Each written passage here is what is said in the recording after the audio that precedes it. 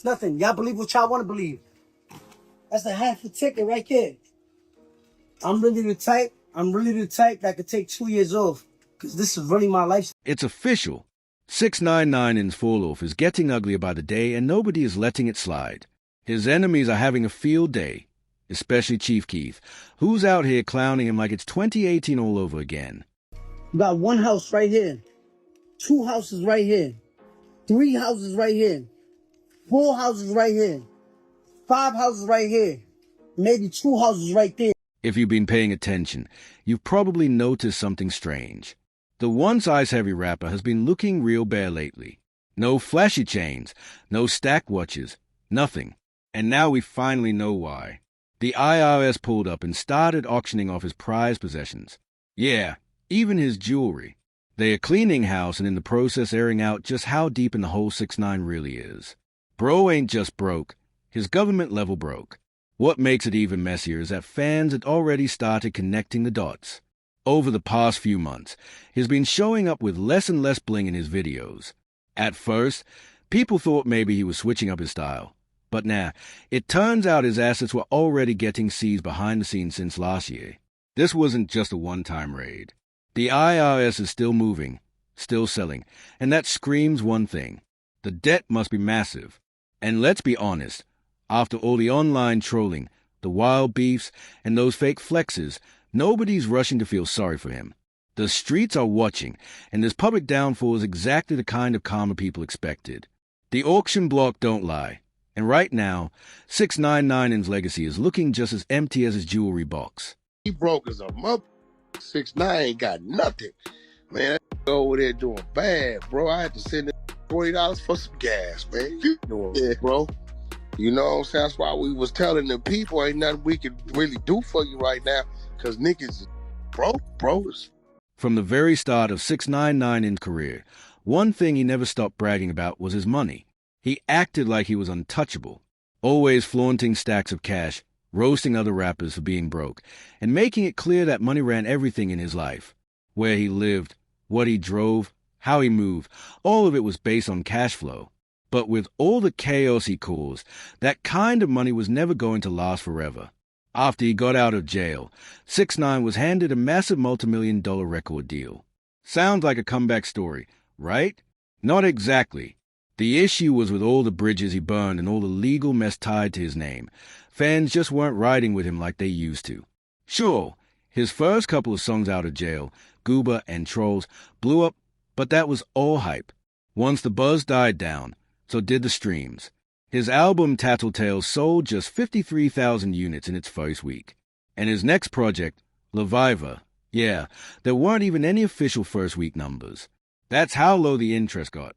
And don't even get us started on an album called Blackballed. Most people didn't even know it existed. Nobody listened. Nobody cared. Even 6ix9ine himself was out here saying he got blackballed by the industry. At that point, he was diving headfirst into social media chaos, just trying to stay relevant, posting wild videos, getting into petty drama, picking fights online. But none of it was making him real. And here's the kicker. In 2022, whispers started flying that 6ix9ine was going broke for real. His own manager, Wack 100, even spilled that he was struggling bad. So bad he had to send him cash just to fill up his gas tank. That's crazy. 6ix9ine even told the court that he could barely make ends meet. But back then, people thought he was just capping again. Turns out maybe he wasn't. So yeah, turns out 6ix9ine really wasn't lying about being broke. It was worse than people thought. Around that same time, he got slapped with a lawsuit for skipping out on $75,000 in unpaid security fees. And even his own lawyers were chasing him down, saying he owed the money, too. It was like every corner of his life was falling apart. Then came the messy fallout with Steve Woodit, the popular YouTuber and streamer who actually tried to help him. Steve revealed that 6ix9ine came to him saying straight up, "I'm broke and I need help." So, what did Steve do? He went out of his way and locked in a $2 million deal for him with a streaming platform, Rumble. The job was simple. All 6ix9ine had to do was hop on once a week, play video games for an hour, and collect the bag. That's it. But guess what? 6ix9ine took the check and disappeared. No streams, no content, No nothing. Just ghosted the deal like it was nothing. And it gets more ridiculous. Steve also said that 6ix9ine asked him for money to buy expensive bags. Not for business, not for investments, but to flex on women and make his ex jealous.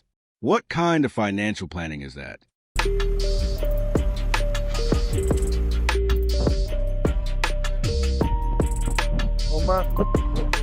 Since he totally flopped on the contract, he ended up owing Rumble the full $2 million, adding another wild number to his already insane debt pile. One fan even joked in the comments, he got $2 million to play games once a week and couldn't even do that. Pathetic. Man. People out here saying, why can't I get even a quarter of that? That's how crazy this whole thing is. 6ix9ine fumbled one of the easiest bags ever. But it didn't stop there. Another blow came when two publicists who got accidentally robbed by his own gang slapped him with a $1 million lawsuit for restitution. Just when it couldn't get any worse, it did. 6ix9ine even admitted he might have to file for bankruptcy just to get out from under all of it. But the moment that really sent everything crashing down, a $10 million lawsuit from a stripper named Alexis. Back in 2021, 6ix9ine was wild and out in the club when someone in the crowd called him a rat. Instead of brushing it off, he threw a champagne bottle across the room. But he didn't even hit the person who said it. He accidentally hit Alexis, cracking her in the head. She had to be rushed to the ER and got staples in her scalp to close the wound. It was serious. So, she sued him for bodily injury. Want to know what makes it worse? 6ix9ine didn't even show up to court. So, the judge hit him with a full judgment by default. Another $10 million added to the mountain. And then, of course, the IRS was still lurking. He owed the millions in unpaid taxes, reportedly around $10 million. So if you tally everything up, 6ix9ine was staring at over $20 million in debt. That's not just broke.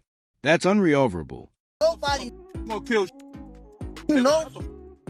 Yo, blood, listen to me. You hear me? You hear me? You hear me?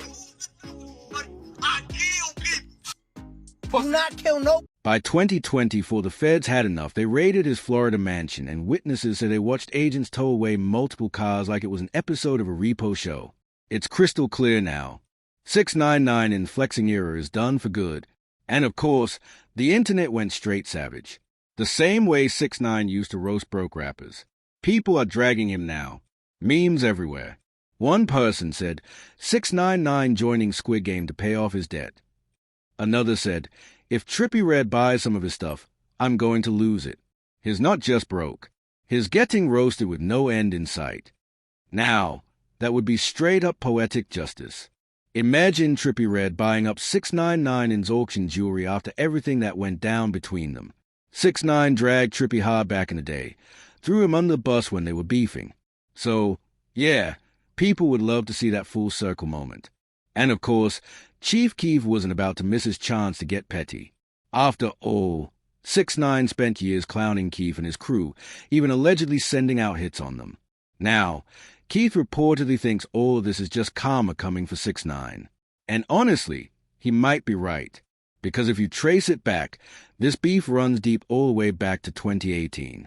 And it's been messy from the jump. It all started when 6ix9ine got into it with Tatao, Chief Keef's cousin, over none other than Cuban Doll. She was dating Tat, but popped up in a video with 6ix9ine, and that set it off. A FaceTime video later surfaced showing 6ix9ine and Tat going at it with Tat threatening him directly on call.